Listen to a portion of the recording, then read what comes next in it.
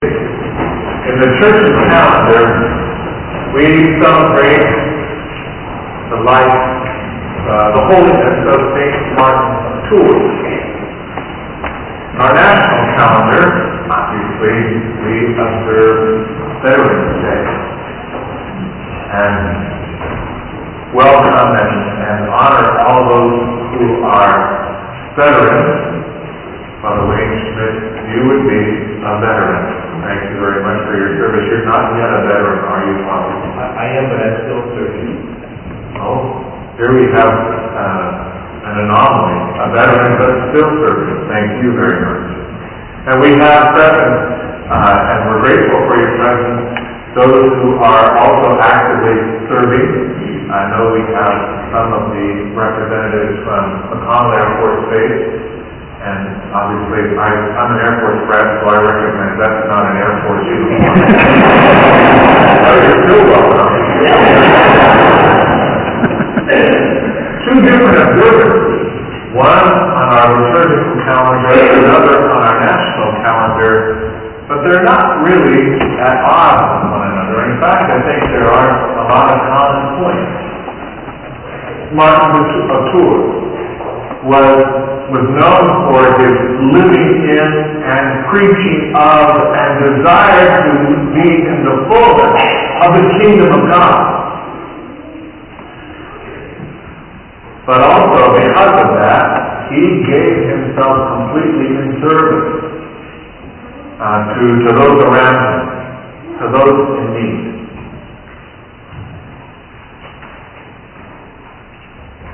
Veterans are certainly recognized as men and women who gave themselves in service to the cause of freedom, in service to the cause of peace, in service to deliver from oppression and injustice other people. In a certain way, I think we can see an even stronger tie in the life of the one veteran that we're especially mindful of today, Father Emil, who lived in the kingdom of God and who preached the kingdom of God and desired to be in the fullness of the kingdom of God in heaven, and yet remained behind for the express purpose of being of service to those in need. There was not a conflict between his living in the kingdom of God or under the sovereignty of God, acting according to the direction or to the will of God. There was not a conflict between that and his serving as a chaplain in the army. Thanks be to God, there's no conflict. I read a news story this morning that there is a court in Pakistan that is threatening a woman with the death penalty. And her only crime is that she's a Christian and not a Muslim. There is no conflict, at least not in our country. Father Capon acted under and out of the kingdom of God. What he did was inspired by the direction of God after the example of Jesus. And where I think we can say that where Father Capon was, he brought the kingdom of God. Jesus said in the gospel that was proclaimed, the kingdom of God is within you. Wherever he went, even into the darkness of that prisoner of war camp in North Korea, he brought the light of Christ. He brought the hope of the kingdom. Many of the prisoners of war that Father Hosti and others had interviewed for the sake of the cause of the beatification of the servant of God, Father Emil Capon, talked about the effect of Father Capon walking into a room or being in their presence, that there was a peace, there was a transformation that took place, that a ramshackle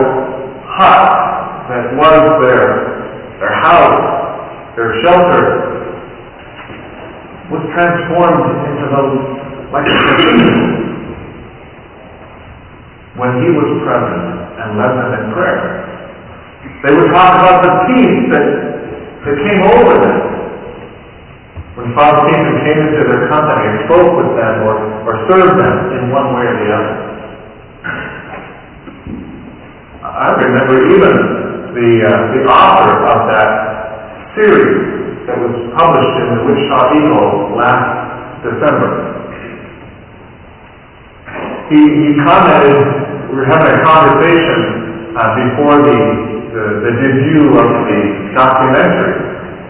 And he said, normally when I work on a project like this, I am all, in knots and tense, deadlines and getting things to work together. He said, this time it was all peace. He used the same language that those who were in the physical presence of Father Capen used in reference to what came over them when he was in their presence. I believe that it was not Father Capen. As much as it was the kingdom of God. If there was an association, or at least made with Father Capen, it was because where he came, he brought the kingdom of God. He brought that freedom, and he brought the peace that comes from that freedom wherever he went, to whatever room, into whatever company.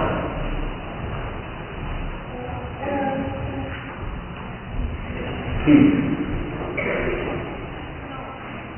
that comes from living in the kingdom of God. We gather today to remember men and women who, let's say, similar to Martin Tours, were devoted to the service of others, to the cause of peace and freedom. We remember them with gratitude, and we will remember them at the altar in our prayer. We gather to remember this one man, Father Emil Capen, who was likewise devoted to the cause of freedom and peace, volunteering to be a chaplain during World War II, volunteering again to be a chaplain during the Korean conflict. You may recall when somebody asked him why he would volunteer again, after already serving during World War II, why he would volunteer again to serve as a chaplain in this armed conflict. And his response was, "You've never been to an altar society meeting, have you?"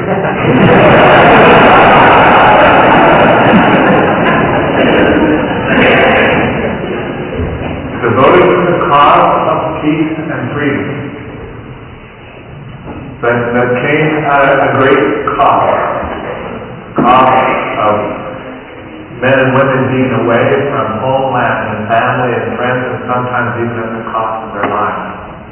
But he came to bring also another peace and freedom, a deeper one that comes with the kingdom of God, living under the sovereignty of Christ, giving the hope that comes from the promises of Jesus. This, I think, is what made him such a threat to the communists, the Catholics. This, I think, is what made them single him out for a special cruelty. This is perhaps what hastened his death, to bring the peace and freedom of Christ and to lift up people in hope. A peace and freedom that cannot be robbed by anyone or anything. Might be in a prison camp, even in shackles, even sorely oppressed and mistreated. But nothing can touch that freedom and that peace, bringing the kingdom of God into every corner of the world.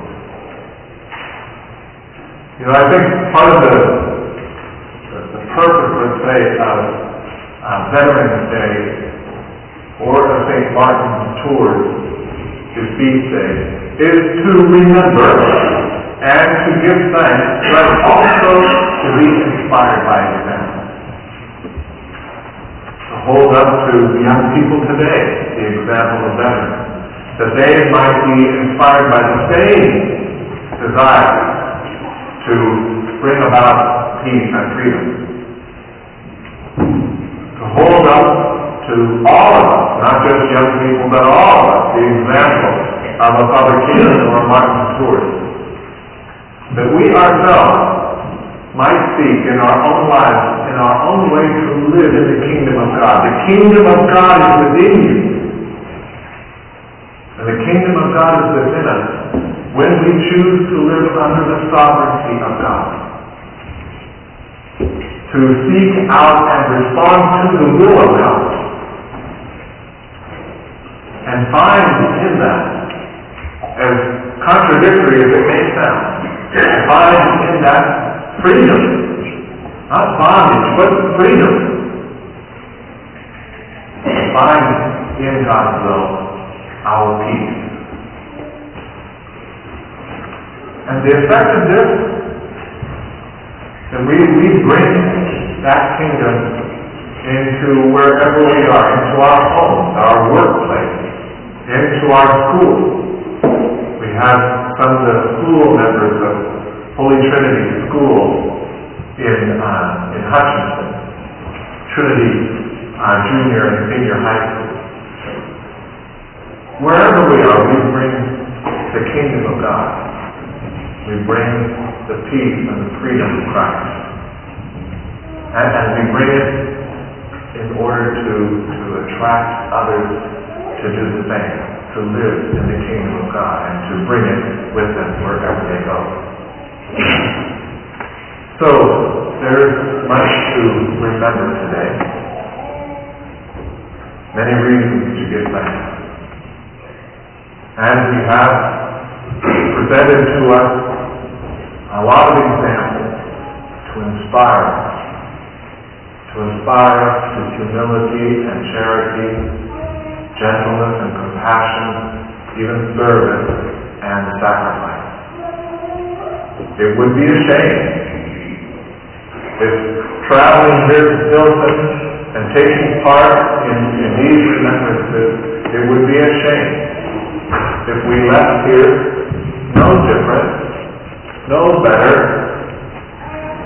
no more full of peace and freedom than when we came. So let us beg the Lord to have His way with us, to touch our hearts, to change our minds, and to lead us to live in the kingdom so as to lead others in the same way.